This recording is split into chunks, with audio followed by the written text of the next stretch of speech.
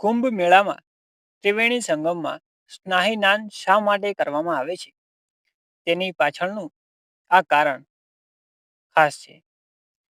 કુંભ મેળો 2025નું આયોજન જ્યોતિષની ગાણિતિક ગણતરીઓ અનુસાર કરવામાં આવ્યું છે.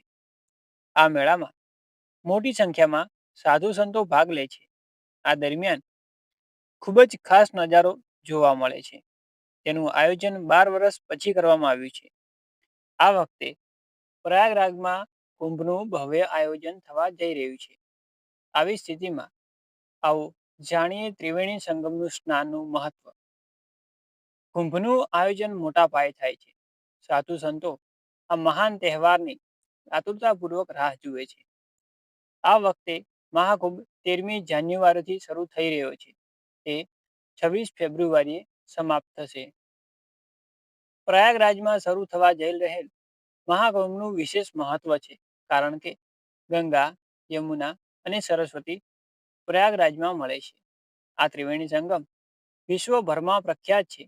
ધાર્મિક માન્યતા અનુસાર મહાકુંભમાં સ્નાન કરવાથી વ્યક્તિ મોક્ષની પ્રાપ્તિ કરે છે અને જીવનમાં તમામ પાપોમાંથી મુક્તિ મેળવે છે.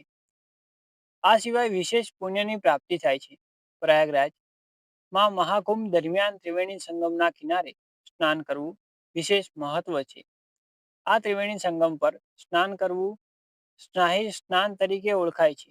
શું તમે જાણો છો કે ત્રિવેણી સંગમમાં શા માટે સ્નાહી સ્નાન કરવામાં આવે છે? જો તમે નથી જાણતા તો ચાલો તમને તેના મહત્વ વિશે જણાવીએ. શાહી સ્નાનનું મહત્વ. પ્રયાગરાજનો સંગમ હિન્દુ ધર્મ માટે ખૂબ જ પવિત્ર માનવામાં આવે છે. પ્રયાગરાજમાં તે ગંગા, યમુના અને સરસ્વતી નદીઓમાં થાય છે. પ્રયાગરાજના સંગમમાં ગંગા, સરસ્વતી અને યમુનાનું મિલન જોઈ શકાય છે. એક ધાર્મિક માન્યતા છે કે મહાકુંભ, કુંભ અને અર્ધકુંભ દરમિયાન ત્રિવેણી સંગમમાં સ્નાન કરવાથી વ્યક્તિ મોક્ષ પ્રાપ્ત કરે છે અને પાપોમાંથી મુક્તિ મેળવે છે. કુંભ મેળા દરમિયાન સ્નાહી સ્નાનનું મહત્વ ખૂબ જ રહેલું છે. સ્નાહી સ્નાન માટે સાધુ સંતો મોટી સંખ્યામાં સ્નાન કરવા આવે છે, જેનાથી તેમને પુણ્ય પ્રાપ્ત થાય છે. કુંભમાં સાધુ સંતોને આદરપૂર્વક સ્નાન કરે છે.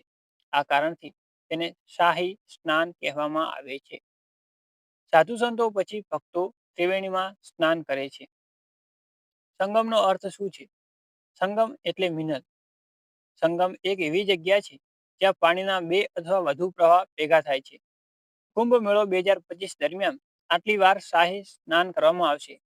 14 જાન્યુઆરી 2025 મકર સંક્રાંતિ, 29 જાન્યુઆરી 2025 મૌની અમાવસ્યા, 3 ફેબ્રુઆરી 2025 વસંત પંચમી, 12 ફેબ્રુઆરી 2025 માર્ગી પૂર્ણિમા, 26 ફેબ્રુઆરી 2025 મહાશિવરાત્રિના દિવસે.